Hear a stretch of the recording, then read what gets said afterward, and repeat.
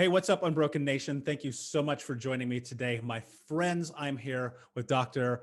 Rosann Cappanna Hodge. My friend, how are you today? I am awesome as always.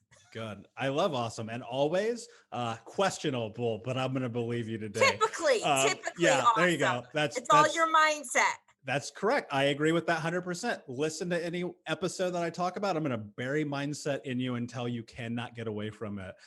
First, I just want to say thank you so much. I'm super stoked to have you on the podcast and to sit and spend some time with me and my audience today, who I know are going to be enthralled and thrilled with you. I want to start something right off the bat. I heard you say something that I thought was excessively profound. And you said, I'm going to change the way we view and treat children's mental health. That to me, I was like, respect, let's do it, because that is baseline. That's the catalyst. That's where everything comes from, right? I am in this position where I'm like, how do I get myself out of my career? How do I make me obsolete? And that is how. And that is the first time I've ever heard anybody say that. And I just want you to, how do you even get to that place? What's your journey to that statement? Wow. Well, thank you for saying that's a profound statement because it is, things are bad for kids. Things are bad for mental health. And, our children are our canaries, and they are helping us to see how difficult things are in the world of mental health, and it doesn't have to be. And so mental health issues amongst children are just so on the rise. And so I've been working with all ages, but really a very strong focus with integrative and pediatric mental health for over almost 30 years next year. And I thought 20 years ago things would be better Mm, because I thought we would have innovations, we would be using evidence-based treatments. And instead, we're gravitating towards things with little evidence behind them. A lot of talk therapy, a lot of psychiatric medications, and yet mm, we are at an all-time high with stress, anxiety, depression. Suicide rates have doubled amongst 10 to 24-year-olds in the mhm. last decade. This is not okay. And so I really took it upon myself. I'm really well known regionally, and people have always kind of flew in for me. And I just said, I'm going outside my comfort zone and I'm going to push myself out on a national level. I've done a ton of media, and my media has reached, I think we're at about 1.5 billion people right now. And I want to send a message to parents that they can do things to reduce and reverse mental health symptoms and show them that there's a lot of evidence behind different types of psychotherapy, right? Um, Including somatic experiencing, EFT tapping, EMDR. These are things that are very, very effective and specific to issues, as well as nutrition, neurofeedback, biofeedback. These are things parents just are not hearing about. They're only given typically one option, which is a psychiatric medication, which these things are often used off label. So my journey is to teach parents and empower them because they just don't know other ways, so that we can stop this mental health crisis that we're Yeah. in. You're speaking my language, and I completely relate and understand all of that. I go back and I rewind 30 years ago, being a child in talk therapy, and then going through this journey of my own healing process and looking at everything from mindset to food to action to movement to, I did EMDR, tapping, CBT, NLP, all the acronyms. Plus, I was, swear to God, I was this close to doing electroshock therapy. I was like, there's got to be a freaking breaking point in here where something about my life changes, right? But I want to reverse real fast, because I think those are really important and special modalities. And I have found so much from those, so much from plant medicine, so much from just the journey of stepping into the unknown. But you said something really important that I want to touch on. You said 20 years ago, you thought it'd be different.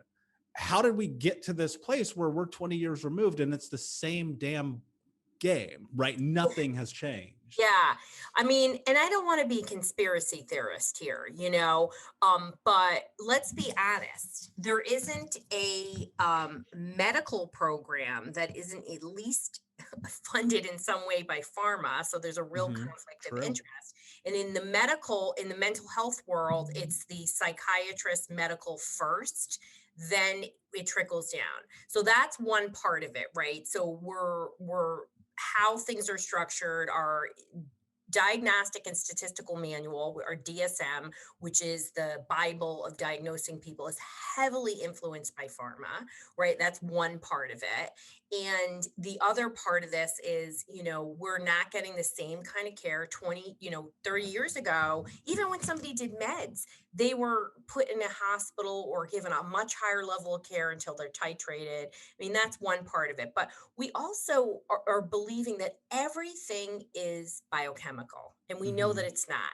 Trauma happens, stress activation happens, inflammation happens, infectious disease happens.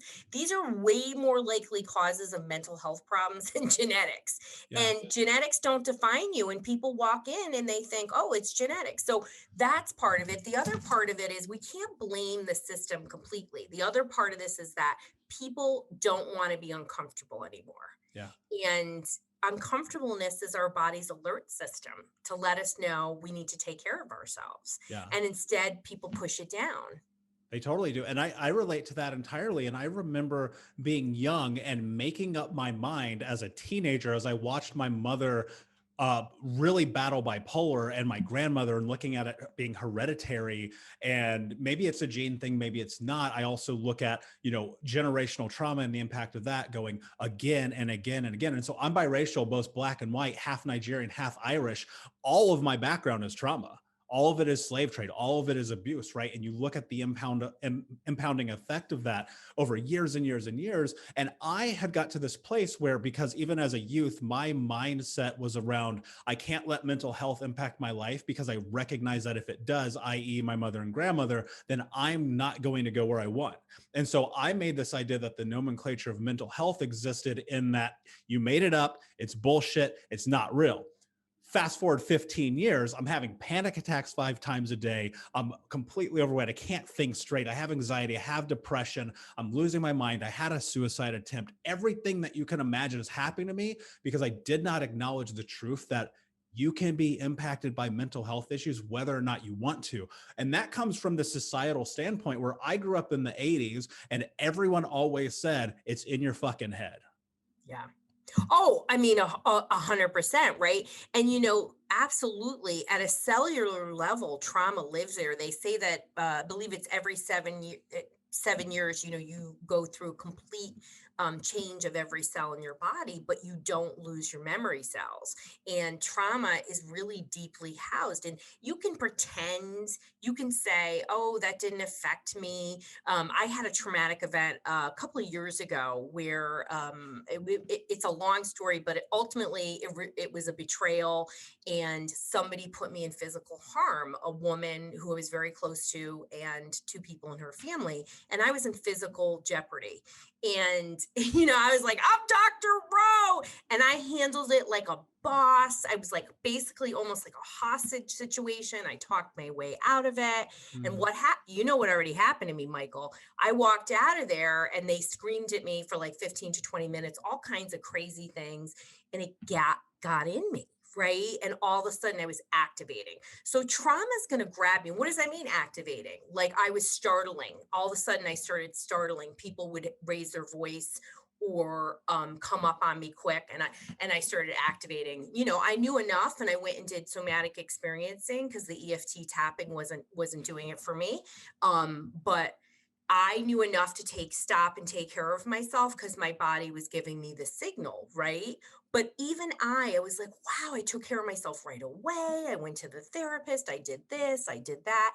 And it didn't matter. My body was like, you are traumatized. So what happens when you have people, like you said, your family survived famine, slave trade, and all of that? Now it's in there at a cellular level, but it doesn't mean it can't be addressed. And that's what you've learned, right? Yeah. That a pill isn't going to fix that. You have to do that deeper work. And it's really, really possible to do that. And what's been so fascinating to me, Michael, over all these years, my dad's a trauma survivor, multiple traumas.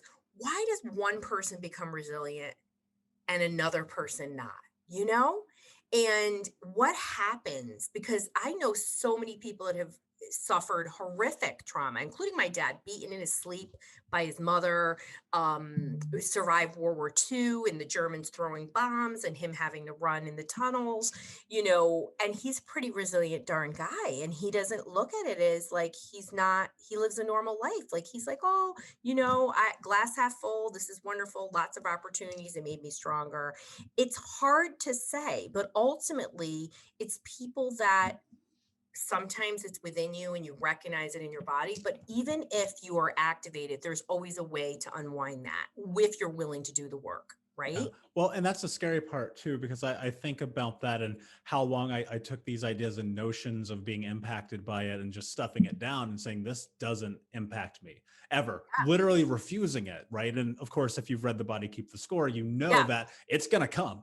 Guess what, motherfucker? You're going to get it. It's going to show itself because it needs to escape. Right. And Yeah. what I came to recognize and like having these panic attacks and not being able to control it was that my body so desperately just needed to have a release of the pent up stress and cortisol that I'd been bathed in for the last 26 years of my life. Yeah. And here's the thing that that happened for me though, that I think kind of flipped the switch. Because the question is, where does resiliency come from? You can look at some resiliency studies and point to one or two people impacting your life. And I was able to go at all these really interesting turning points of my life. There was always some person, at least one, who had my back in some capacity. The thing that was missing was my ability to accept that for myself and show up and take agency and have acknowledgement around the fact that I have this intrinsic power to be able to step into what's next. It But wasn't until Michael, go ahead. do you think you were so activated that you couldn't accept the help? 100%. Like Okay. here, I'm going to share something really funny with you. So I, in my early 20s, started going to therapy because I lived in a community where it was like, that's what you do. I had escaped the hood. I'd gotten out of drugs and stealing cars and running with guns and shit. And I was like, okay, maybe I need to do something about how crazy I'm acting, right? Just putting myself in dangerous scenarios, unprotected casual sex, like drugs, the whole nine, right? All of those normal standard symptoms. Yeah. And I remember going and paying a therapist $150. He was the best guy in the town, right? Number one dude. And lying to him and telling him what I thought he wanted to hear, because in my mind, I was like, okay, at least this satiates that thing where I'm trying. It wasn't, and I would love your opinion on this, but I have this strange feeling and belief, not only through my own experience, but understanding humanity and the human complex that we are, that until we reach rock bottom, we don't make change, because there's something instinctual within us that just loves to suffer. And so I have been trying to get to this place where do you mitigate risk against this to put yourself in a position where you can step into your healing journey prior to that moment where you go, okay, I guess I'm going to die if I don't change. Oh, it's why I love working with kids. Kids are so open to change, right? Their Mm-hmm. life is used to change. The older you get, the more resistant you are, right? And it's because of habits. So, people, 70% of all decisions are made out of fear to avoid something, right? Mm-hmm.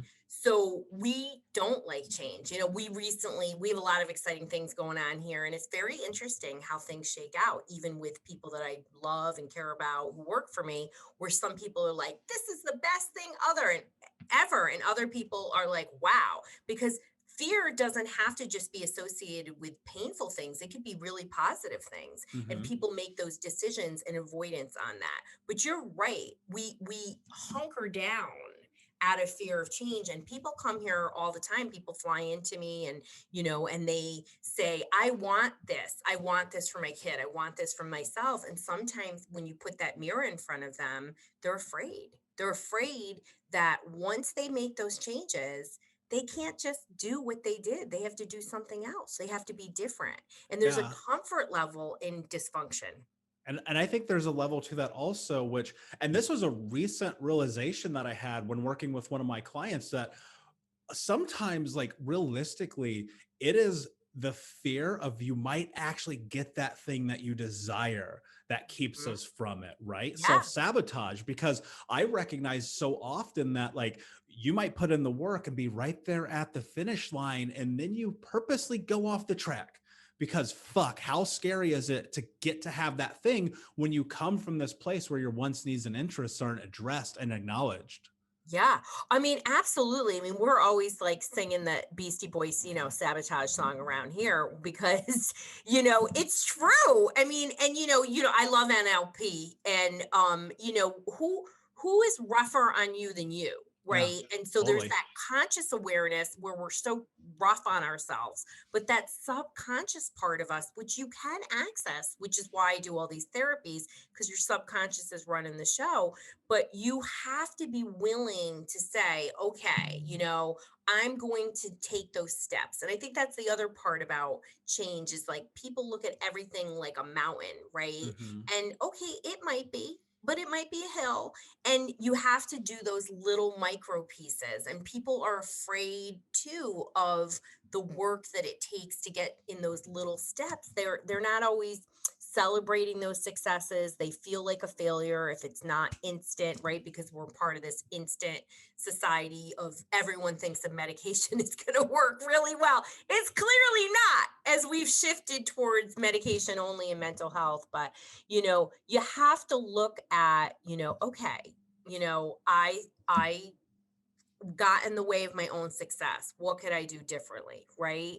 And it's okay to have failures, and that people don't want to have failures at all. Well, and you think, you speak about children, and I think about the negative reinforcement of moving towards the things that you're interested in when you follow your intuition as a child, because there's often, very often, especially when you come from a traumatic background, like as soon as you move into that thing that you want to discover, there's ramifications. How Yeah. dare you be you? How dare you dress how you want? How dare you eat the thing that you want? There is punishment and torture and abuse and all of those things which lead down that path to, as an adult, how do you step into your intuition when you're terrified of the potential result of the negative? It's not even necessarily, here's what's so fascinating to me about this. It's a two-way street. And, I don't think one foot leads the other here. It's kind of like a collision course where suddenly you recognize like, oh, I don't listen to myself. Is it A, because I'm scared of what could happen, or B, is it because I'm scared of what I could have? And that negative reinforcement Mm. is so powerful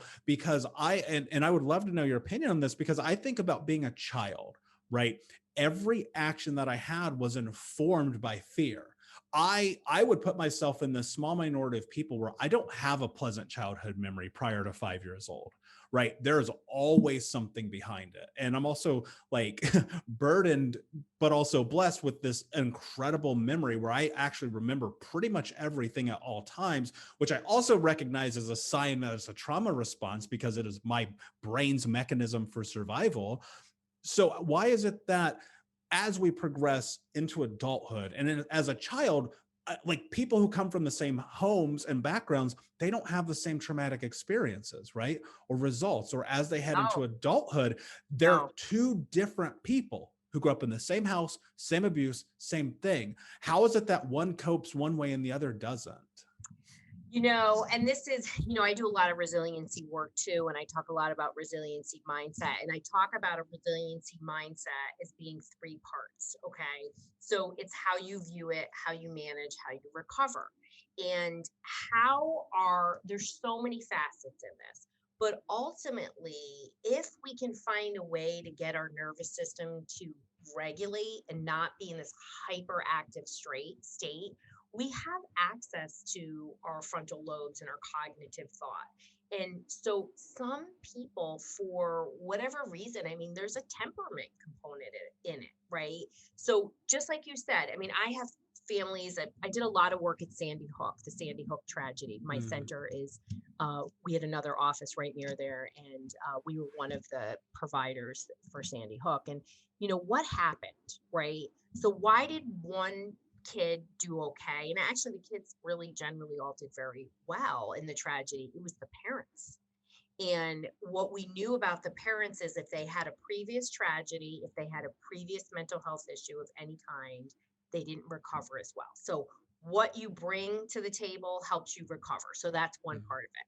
But when we talk about kids, what other life experiences? So, having worked for almost 30 years and either with clients or even in my own personal life, I've had many friends and employees with trauma backgrounds, it tends to be that there was something that provided an anchor for a person that helps them to get through it, whether it was a grandparent or a teacher or being skilled in something.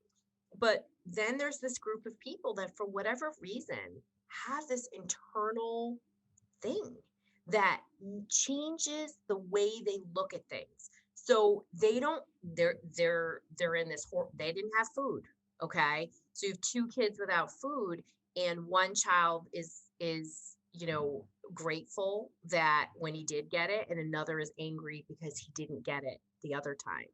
And it really was how they viewed it. And that is something that is hard to understand why that actually happens. But we do know that if people can find ways to regulate their nervous systems, they can respond better to trauma. Lots of work, through, to the 9/11 tragedy. That's why Bessel wrote his book. By the way, I'm speaking with Bessel at a conference, Northeast Region Biofeedback Society conference in January. If anybody's interested in neurofeedback, it's a nonprofit. And but he went in working for pharma at 9/11 and did a survey, did research as to how people recovered and what were the top things. And lo and behold, pharma was like 20 something on the list. It was acupuncture, I think, was number one. He was like, what's this thing called somatic experiencing? And he opened his mind, right, to these other ways for people to recover. And we know that those people did very well because they were given a lot of help. So you know how you view things, how you manage it, and how you recover are all factors in how trauma affects Yeah. you. And there's so many variables in that. Yeah, there are. Many And I now. mean, it's incredible because I look at my own experience and like at these points of ebb and flow where my own brothers and sister would be on what I felt like was such a better trajectory than me. And I would just be stuck, right? Just in this loop, in the loop, in the loop. And as I've grown and as I've changed, it is those tools that I have been able to leverage that have implemented the most long-term effective benefits for me. And I think about as we head further into the future, we are at this, and some people like hate the idea that we always have access to information, right? I.e. our phones. And to me, I always think like, this is incredible because today I have the opportunity to learn something different. Because when I actually started this journey and I got serious about it, about 8.5, almost 9 years ago at this point, I was trying everything, right? From acupuncture to yoga, you name it. I tried it. The one thing I refused to try, however, was pharmaceuticals because I had looked at the way that they had negatively impacted my community, not only in my own home, but in my neighborhood. And so, like, to me, I have a really big issue with pharmaceuticals. Not that they don't have a time and a place, because they absolutely do. And I will never be a person to say that that integration isn't Absolutely. necessary. But I think that we are such an over-medicated population, especially in this country.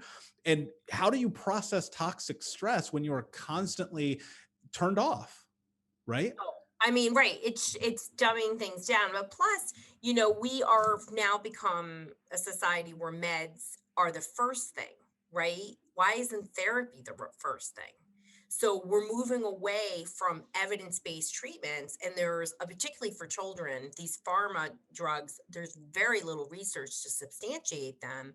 And a lot of the medications like Prozac and Zoloft, they're those studies that they're doing, they bring in copywriters to come in and Mm-hmm. pull parts of the research.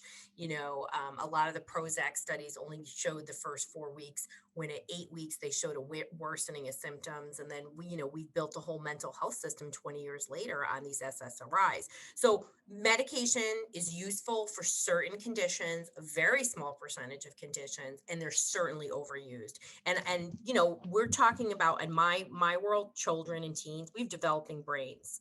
We shouldn't be throwing toxins in first when there's really nothing to substantiate it. So when people come to me and say, oh, we're going to try medication, I'm like, did you ask your psychiatrist for the research to show that it was efficacious for this particular thing? And they're like, no. And I'm like, go back and ask them and then come back to me. So, there's a lot, people just need to know there's another way.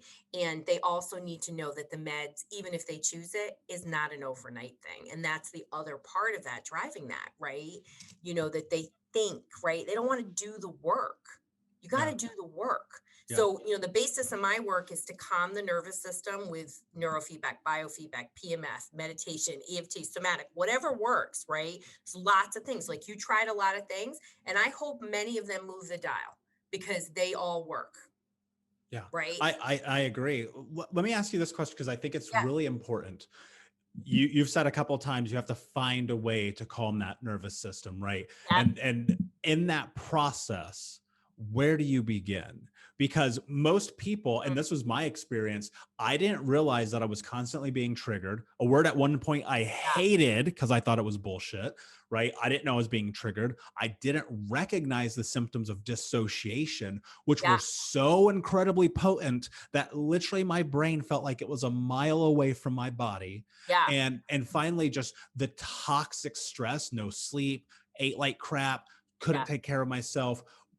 What does that mean? Like, what is this concept Yeah. of like So first of slow all, down? let's talk about activation and really what does it physically look like, right? So activation could be anything from being low on the energy, withdrawn behaviors, oversleeping, disassociating, focus problems, and then on lack of communication. Then on the other end is those hyper behaviors, everything from hyperactive behaviors, mood dysregulation, anger, agitation, and those are the often behaviors that you see.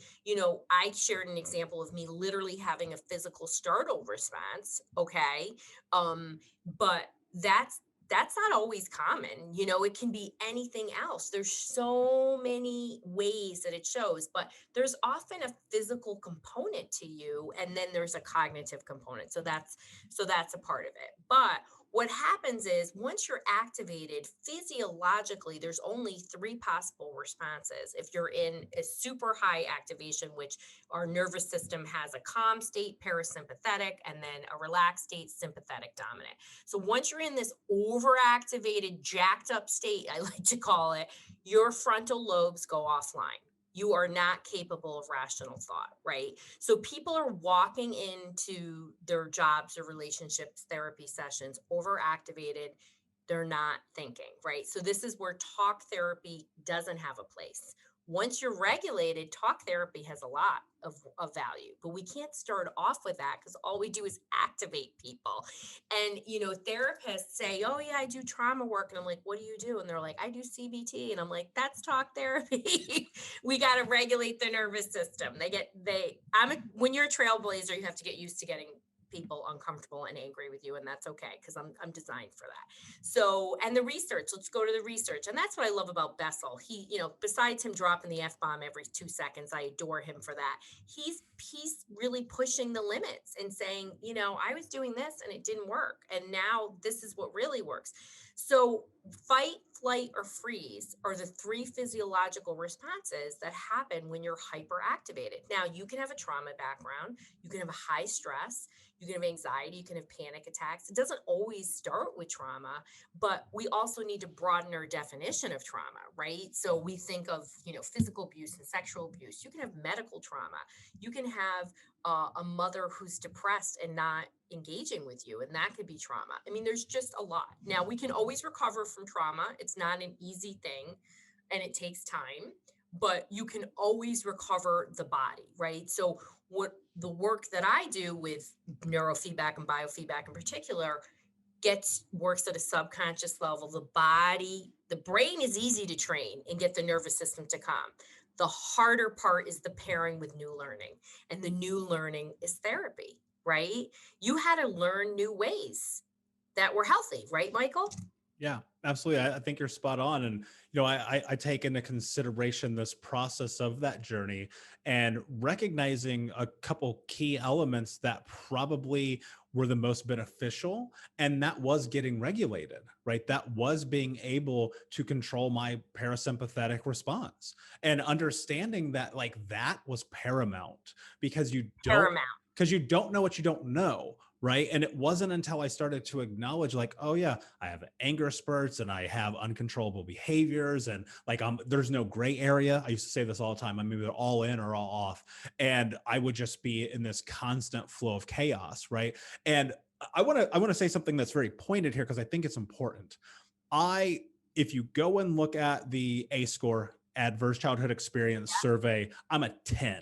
I am Yeah. in the minority of minorities where that comes, right? And I always tell, if you're listening right now, please go research this and take this quiz because it's super important. It became profound in a way that it changed the way that I approach mental health. And in that, you said I was, this, your words just now, you said I was able to change, right? I want to be very clear about this because I agree with you and this pisses people off, but I don't care. I believe that everyone is capable of this, but it's going to take not only a shitload of time, but the same amount of effort.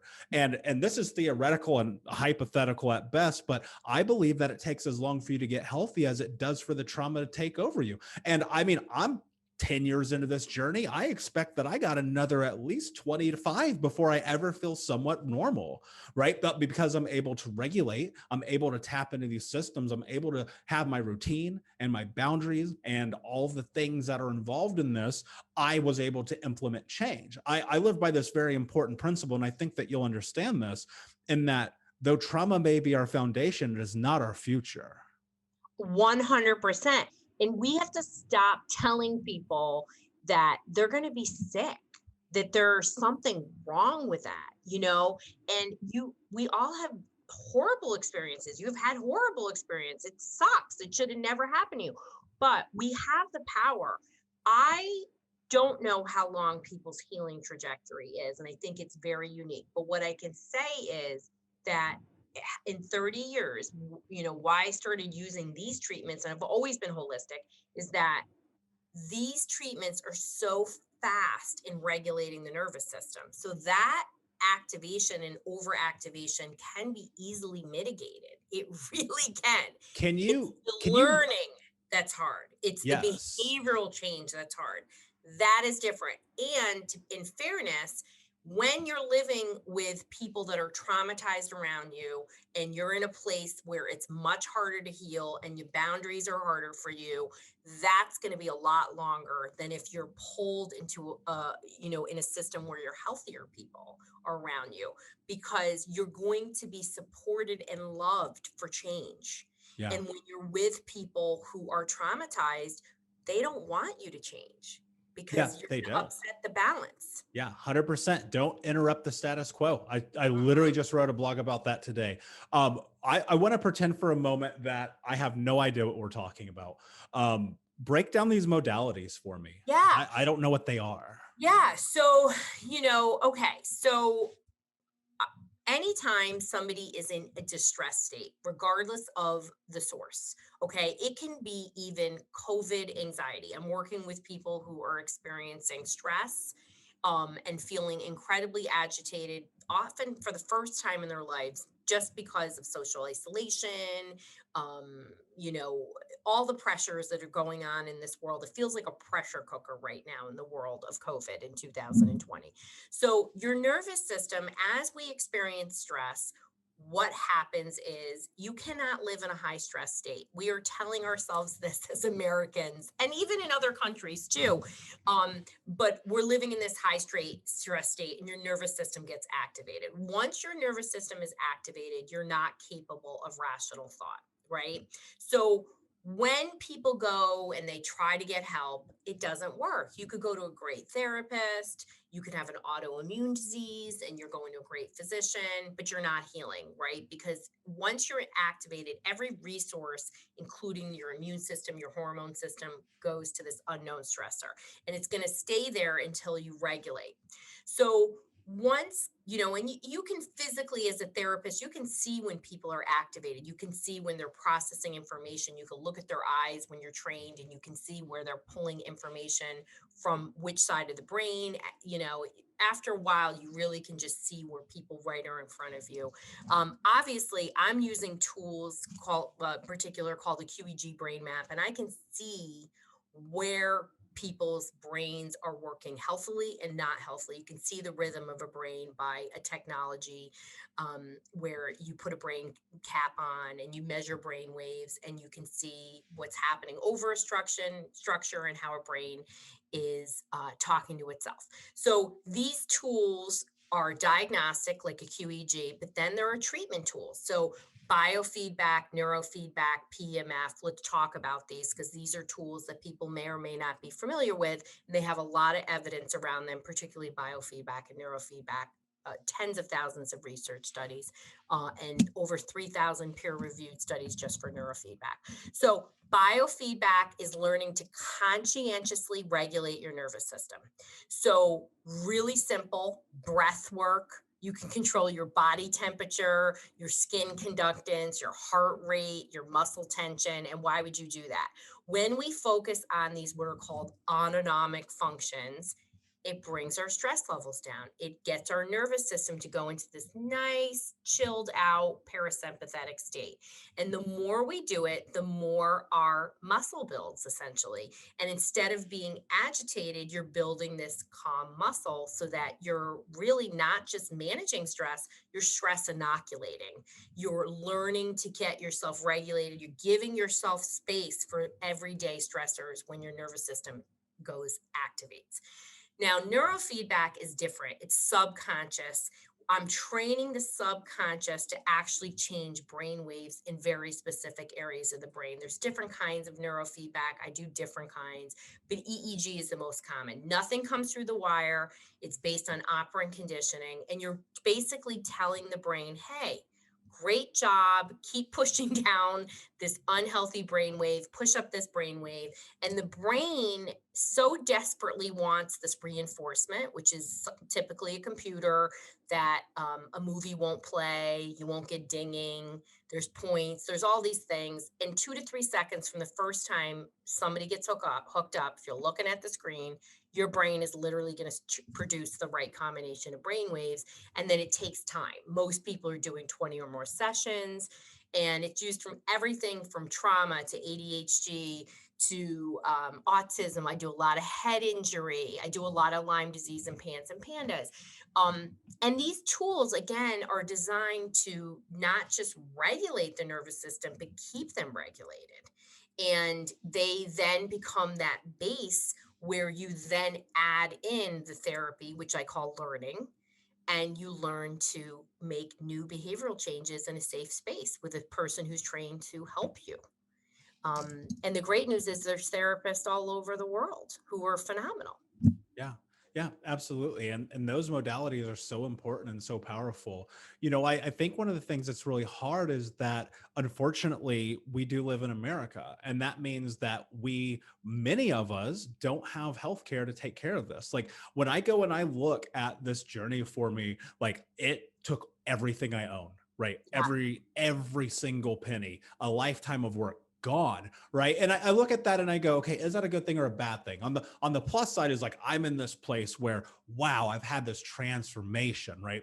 To go from complete poverty to be able to afford that to like having a life that I love and I'm proud of, like that was a lot of effort and energy, right? But there were so many moments where I was like, shit, all right, I guess I'm putting acupuncture on my credit card. I guess my therapy is going on my credit card. I guess this thing that I'm going to try is going on my credit card, and ultimately found myself well beyond 5 figures in debt.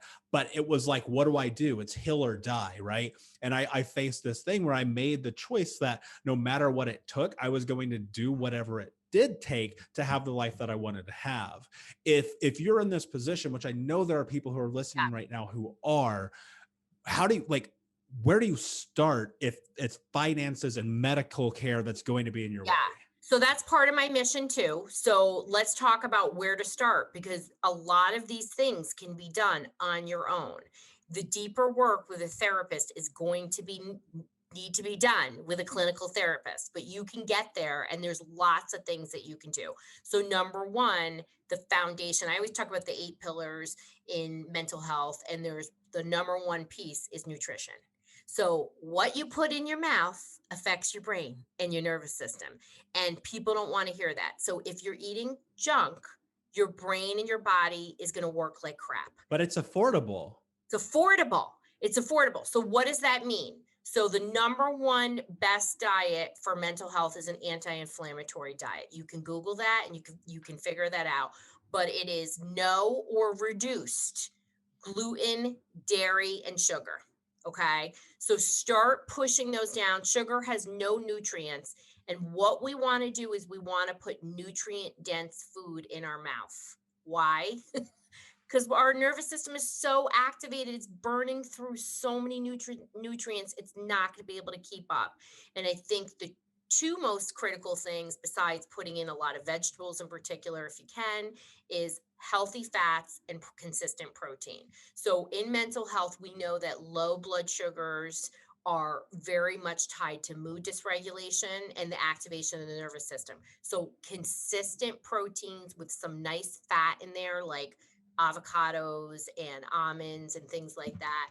This is what you can do. You can choose to get Lucky Charms, or you can get some sweet potatoes with apples. That's what I had for breakfast this morning.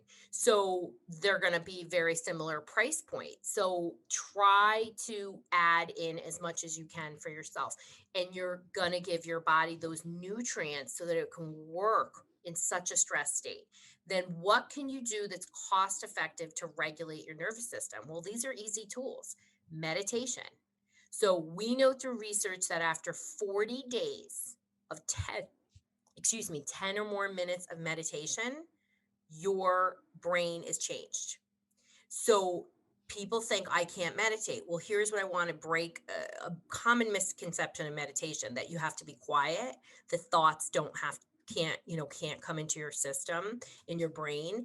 No, you have to practice at it, right? Monks say they work their whole lives to be great at meditation.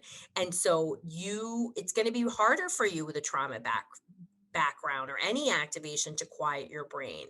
But there's guided meditations. These are free. They're on YouTube. You can get, Insight Timer is a free app. There's lots and lots of things. You can look up on YouTube EFT tapping. You can do EFT tapping yourself. You can look up somatic experiencing and try to get into your body, because one of the biggest problems with anybody who's stress activated, regardless of the source, and you already touched upon it, is you want to disconnect from your body. And so until you get into your body, you're not going to be able to heal. You're going to keep moving away and disassociate, and you're not going to be able to do the thinking work if you're not into your body. You have to recognize those sensations, because your sensations are red flags to take care of yourself. Yeah. And also I think with that too, is when those sensations arise that you want to put yourself in this position of continuing negative behavior, you kind of have to pause and go, what is it really that I need right now? Because I found this when I was 150 pounds overweight, chain smoking 2 packs a day, drinking from sun up till sundown, and living this really intensive life, I only continued to fuel that fire, right? I never asked myself the question of like, what is it that I really want to do?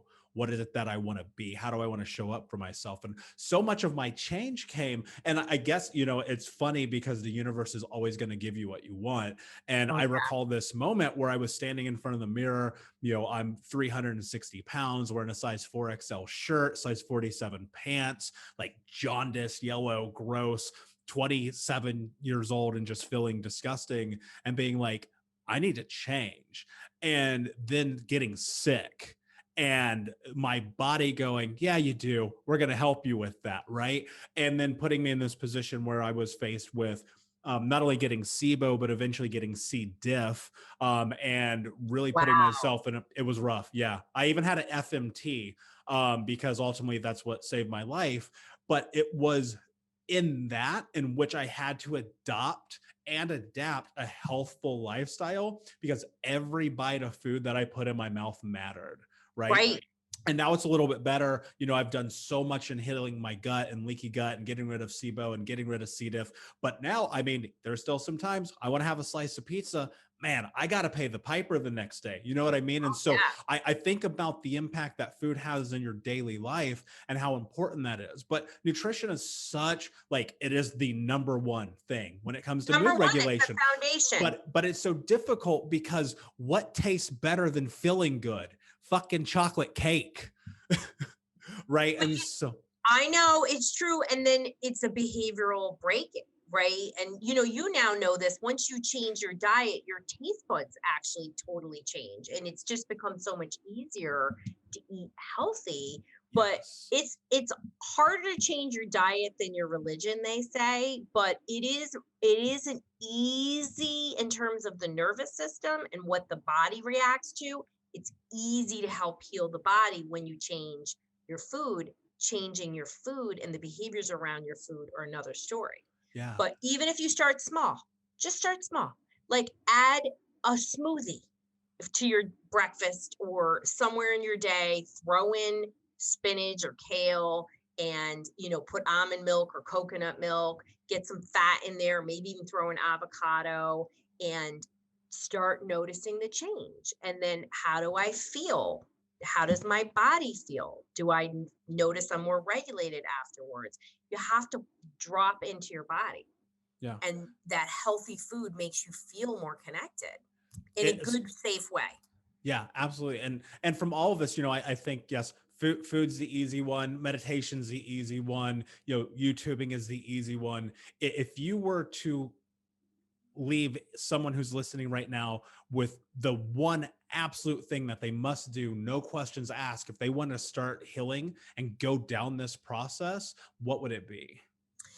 Yeah, I mean, obviously, if we had a magic wand and there was no expense and they could afford anything, I'm going to tell you that neurofeedback is a very, very highly effective tool for anybody with trauma and mental health issues because it works at a subconscious level. So even if you don't like it or believe in it, it's going to start regulating your nervous system and quickly and way quicker than a medication will, because medications is sort of like Russian roulette. They don't really use any science to pick it. They just go, hey, looks like you have this and you may not have this, you have that, right? How many people with trauma are diagnosed with, I just got a call today for a 4-year-old diagnosed with disruptive mood disorder. I'm like, he's 4 years old.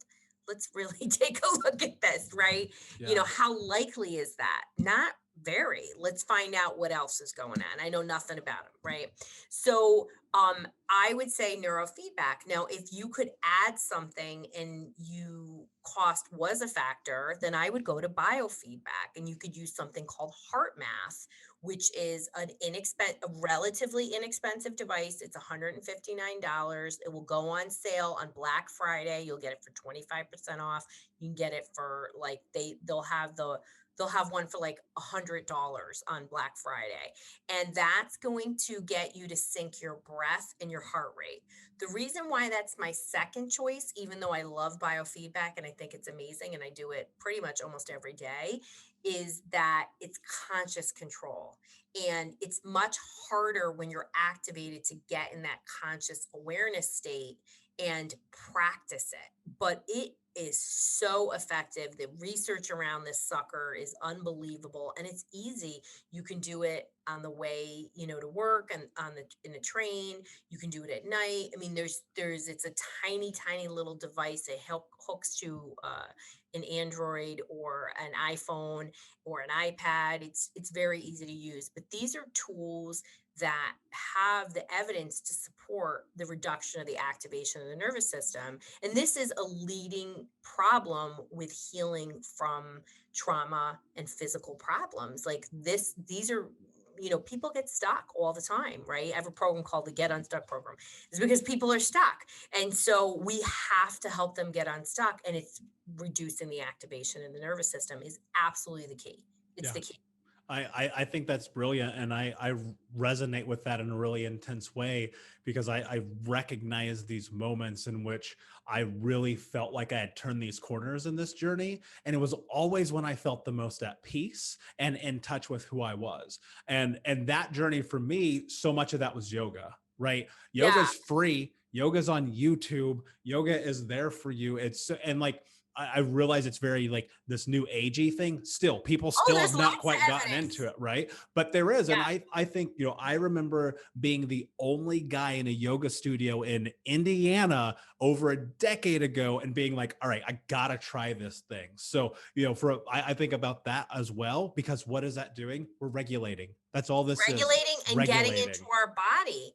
And if I do yoga morning and night, we can also support our thyroid, which gets so taxed out from stress. There's so many things we can do in yoga, but it does teach you to get comfortable in your body, which, again, anybody with trauma is going to have a disassociative quality to them.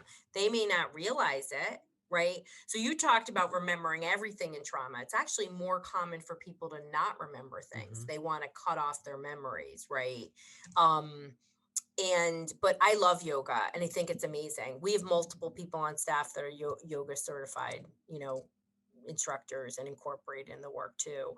And we spend so much time teaching kids to try to get back in their body because, anxiety and stress is the greatest thing that I have seen increase in these 30 years. Like if I thought I'd be dealing with stressed out 3-year-olds, like I didn't think that was possible in a non-trauma environment, right? They're Yeah. just activated just because everybody else is activated around them and the world is so intense, Talk about that real quick, because I distinctly have these moments of memories as a child of feeling stress, like Yeah, walking in and you could just cut it with a knife, and the yeah. impact of that and the way that that carries over. And then as an adult, you accept that as norm, right? Well, I mean, in your case, Michael, I'm guessing you were walking on eggshells, right? Oh, You had people 100%. that were horrible to you.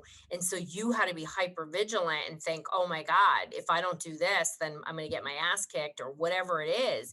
That's just unacceptable that occurred to you. And I always say to I'm sorry that occurred to you because that's not right. Every child deserves like the best environment in the most love possible. I mean, they just do. And unfortunately, that is not the case for everybody, right?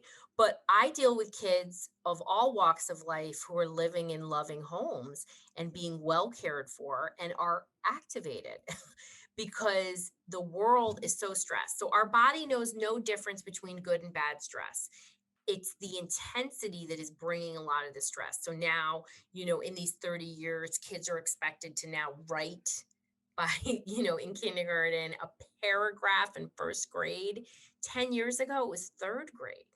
So we're now pushing these kids to do these things that don't have any evidence and showing their long-term success in life. So when we look at the happiest countries in the world, they all start school, really academic school, age 7 and up. They're not pushing academics, they're pushing play. So we're reducing free play, we're pushing way more academics, we're reducing physical activity, and boy, is there hell to pay. And these kids are very, very stressed because there's no chance to be anything but fit in and be on this hamster wheel to the intensity of, you must go to college, you must do this, you must do that. And even well meaning parents fall into that. And even when they don't, everyone else around them does. And your kid gets challenged and pushed because Yeah. the other kids, they're lacking skills. Kids are mean to each other. I mean, kids have always been mean to each other, but it's True. different now. There's like, we know more, but they accept less. You know what Yeah, I mean? I heard you say that children's schools are developmentally inappropriate. And I Yeah. thought to myself, holy shit, that is so true. Because Hmm. I grew up at the beginning of No Child Left Behind, Yeah. like when that started getting into high Yeah. school. And I remember taking these standardized tests, being like, why am I taking this test? Because I'm pretty sure I'm going to go home and not have any food tonight. And yet here I am doing this thing. What, like, where do you go from there? Right. Well, I mean, first of all, I always feel like the world of education is a bunch of shit, right? So we know like early intervention is so important and all this other stuff, but they deny kids services. Like what are we doing early intervention wise? Like we know kids are traumatized, we know kids, what can we do more, right? So we need to give kids these resilience tools that no matter what they face in life, some challenges are real, some are perceived, but kids are challenged regardless of what the source is. So we need to do more for that. But we are all on this ride that academics are king. And I'm not saying that we know college education brings you more income, we know all that. But when I grew up, you didn't have to be a straight A student. And Dr. Rowe was not a straight A student when she went to college, right? Neither was this guy. Yeah. So, I remember like I went to college and I was like, I'm a genius. Like, I love school, college. I hated school and never went more than 4 days a week to high school. I planned every day off. My parents let me have days off. And I got my stuff done. I was probably a C student or whatever. And then I went to college and I did amazing. But that's not the point. You're not even allowed to have any individuality. You must achieve, achieve, achieve. And kids are taking on there's just a lot of pressure. And not everybody should go to college. Some people should learn an awesome trade. I mean, there's nothing wrong with tradesmen. They're always employed, and can bring some beautiful things to their world if they're more hands-on learners. But our education system, yeah, No Child Left Behind. Now we have Common Core, which was thrown in there with little evidence behind it. It's all about learning a process instead of actual learning content. All my smarty pants who don't want to talk about the process, they just want to talk about content, they're struggling. So, things are right now, the world of education it's like the Wild West because of COVID, and they're just doing the best they can. So no challenge in that. And I'm really hoping that we're going to have a silver lining and that people are recalibrating what they decide is important in their family life. And I'm hoping that educationally, these kids are struggling emotionally, socially, focus wise. We're really starting to see people buckle. And I'm hoping that we're going to really say, this is the time. This is the time to do better and do more. And I think we need to think about, not to sound hokey and corny, but we need to think about the whole child and all the pieces. I know schools are charged with a lot, but education isn't just academics. And we really need to work on the mental health of our kids Yeah. and providing a more well-rounded person, because stress levels are unprecedented. I agree with that. I had so much stress in school that now I reflect on it and I think to myself, man, if I would have had meditation at one of the worst public schools in America, Yeah, I might not have done so many drugs at 12 years old. Like that is very much a possibility, right? And I think about the impact that that has as I head into my adult years. And I could talk to you forever about this. It's so fascinating to me. But Dr. Rosann, as we start to wrap up, I have one more question for you. sure. But first, where can everybody find you? Yeah. So, well, I just wrote a book for therapists called Teletherapy Toolkit. You can find me at teletherapytoolkit.com. And if you allow me to talk about my bonus, I have this amazing bonus of coping statements. And it's for therapists, it's for parents, it's for individuals. And it's teletherapytoolkitbonus.com. You download it. It's these coping statements I've been collecting for like a dozen years, and there's over 100 of them, and they're things that we can say to ourselves, and there's things that we can say to our children, because it's so important to give them positive reinforcement so that they can learn how to cope. And you can always find me on drrosann.com too, but that's my giveaway, is coping, because we all need to learn how to cope. Yeah, that's beautiful. I love it. I have what I call power statements in my life and my motto and the way that I show up for myself every day. And there's not been a day in probably like 8 years that I haven't had to use it at least once. So that's Yeah. powerful. Those are good tools. My last question for you is, what does it mean to you to be unbroken? You know, to be unbroken means that you are somebody who has built in this inner strength and a core, and you have a resiliency, that you have a level of Teflon in you, and you've developed to the point where I don't want to say you don't give a shit, but you learn to care about and love yourself because until you find that within yourself, you will never, ever find happiness and love. And so it's really finding that so you have that strength to be resilient to whatever comes through or has happened to you. It's healing the past and also being ready for what is ahead. It's beautiful. I love it. Could not agree more. Everyone, thank you so much. Dr. Rosann, thank you so much. This was enthralling, as I knew it would be. Thank you. And This is a great conversation. I could talk to you all day. So yeah, thank you. And absolutely. I'm going to say you should be proud of yourself. I am every single day I wake up. Yeah. Always. Okay. Thank you all for listening. If you liked it, please subscribe, like, follow, rate. And until next time, my friends, be unbroken. I'll see you.